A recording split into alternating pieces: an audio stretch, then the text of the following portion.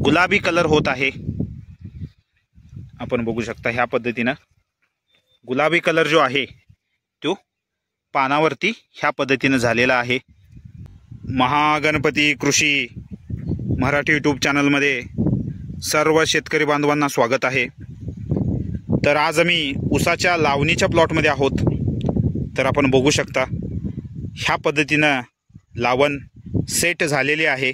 एक आठवडा कंप्लीट झालेला आहे। तर आपण बघू शकता ऊसाची रोपं जी आहेत तिची पानं जी आहेत ती ह्या पद्धतीनं गुलाबी कलर होत आहे। आपण बघू शकता ह्या पद्धतीनं गुलाबी कलर जो आहे तो पानावरती ह्या पद्धतीनं झालेला आहे। हे पहा ह्या पद्धतीनं गुलाबी कलर रोपावरती गुलाबी कलर झालेला आहे। तर हे बघू शकता आपण ह्या पद्धतीनं गुलाबी कलर पान जे आहे ते गुलाबी झालेलं आहे।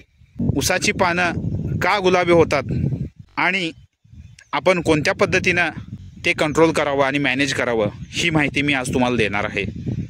फॉस्फरस नावाचा एक घटक असतो, एक न्यूट्रिएंट असतं फॉस्फरस कमतरता झाल्याने ह्या पद्धतीनं पानं जी आहेत ती गुलाबी होतात। ऊस वाढीसाठी फॉस्फरस हे घटक खूप महत्त्वाचं असतं।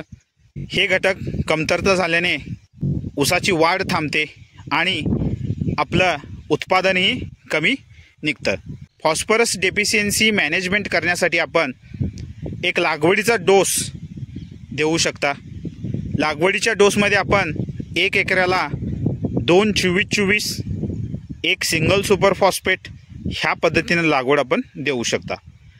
त्यानंतर फवारणीमध्ये आपण 126100 70 ग्रॅम प्रतिपंपाला आणि मॅग्नेशियम सल्फेट 50 ग्रॅम प्रतिपंपाला आणि त्याच्यासोबत मायक्रो न्यूट्रिएंट हे वापरावं।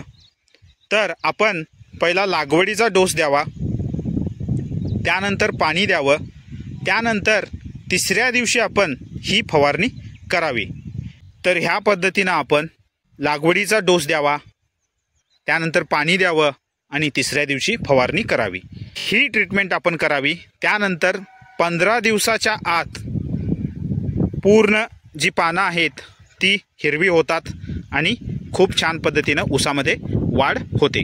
तर कमतरता असेल तर वाढ कमी होते। तर कमतरता जी आहे फॉस्फरस कमतरता जी आहे ती आपण वेळेत कंट्रोल करावी।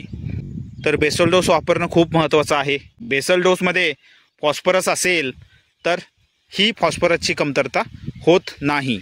बेसल डोस आपण वापरावं। तर ह्या पद्धतीनं आम्ही ह्या प्लॉटला फॉस्फरस कमतरता जी आहे ती कंट्रोल करणार आहोत। तर भेटूया नेक्स्ट व्हिडिओमध्ये। थँक्यू, धन्यवाद।